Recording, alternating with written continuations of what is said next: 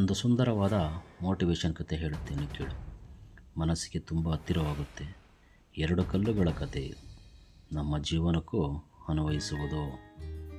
ಒಂದು ಬೆಟ್ಟದ ತಪ್ಪಲಿನಲ್ಲಿ ಒಂದು ದೊಡ್ಡ ಬಂಡೆ ಇತ್ತು. ಆ ಬಂಡೆಯಿಂದ ಎರಡು ಸಣ್ಣ ಕಲ್ಲುಗಳು ಕೆಳಗೆ ಬಿದ್ದವು. ಒಂದು ಕಲ್ಲು ಯಾವಾಗಲೂ ದೂರುತ್ತಿತ್ತು, ನನ್ನ ಜೀವನ ಯಾಕೆ ಹೀಗೆ ಇದೆ ಎಂದು. ನಾನು ಯಾಕೆ ಇಷ್ಟೊಂದು ಸಣ್ಣವನು, ನನ್ನಿಂದ ಏನೂ ಆಗಲ್ಲ, ನಾನು ಇಲ್ಲೇ ಕೊಳೆಯುತ್ತೇನೆ ಎಂದು. ಇನ್ನೊಂದು ಕಲ್ಲು ಸುಮ್ಮನೆ ನಗುತ್ತಿತ್ತು. ಮಳೆ ಬಂದಾಗ ಅದು ಮಳೆಯನ್ನು ಆನಂದಿಸಿತು, ಬಿಸಿಲು ಬಂದಾಗ ಬಿಸಿಲಿನಲ್ಲಿ ಒಳೆಯಿತು. ಅದರ ಮೇಲೆ ಯಾರಾದರೂ ಕಾಲಿಟ್ಟರೆ ಯಾರೋ ನನ್ನ ಮುಟ್ಟಿದರು ಎಂದು ಖುಷಿ ಪಡುತ್ತಿತ್ತು.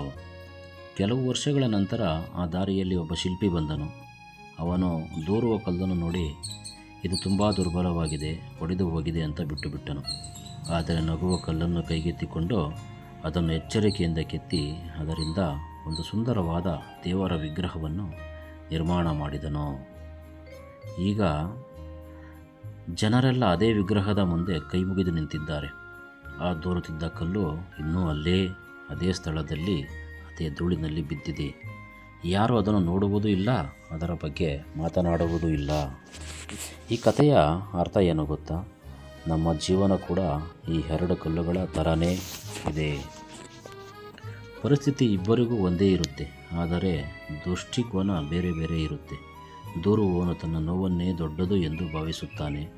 ಸಹಿಸಿಕೊಳ್ಳುವವನು, ನಗುವವನು ತನ್ನ ನೋವಿನಲ್ಲೇ ಒಂದು ಅವಕಾಶವನ್ನು ಹುಡುಕುತ್ತಾನೆ. ನಿನ್ನ ಜೀವನದಲ್ಲಿ ಈಗ ಏನೇ ಕಷ್ಟ ಇದ್ದರೂ ಅದು ನಿನ್ನನ್ನು ಒಡೆಯುವಲು ಬಂದಿಲ್ಲ, ನಿನ್ನನ್ನು ಕೆತ್ತಿ ಒಂದು ಸುಂದರವಾದ ವಿಗ್ರಹ ಮಾಡಲು ಬಂದಿದೆ. ಇದುವೇ ಜೀವನ ಅಲ್ಲವೇ? ಶಿಲ್ಪಿ ಬರುವ ತನಕ ಸ್ವಲ್ಪ ತಾಳ್ಮೆಯಿಂದ, ನಗುವಿನಿಂದ ಇರು.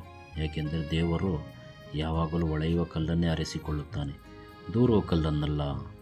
ಇದು ಸತ್ಯ ತಾನೇ?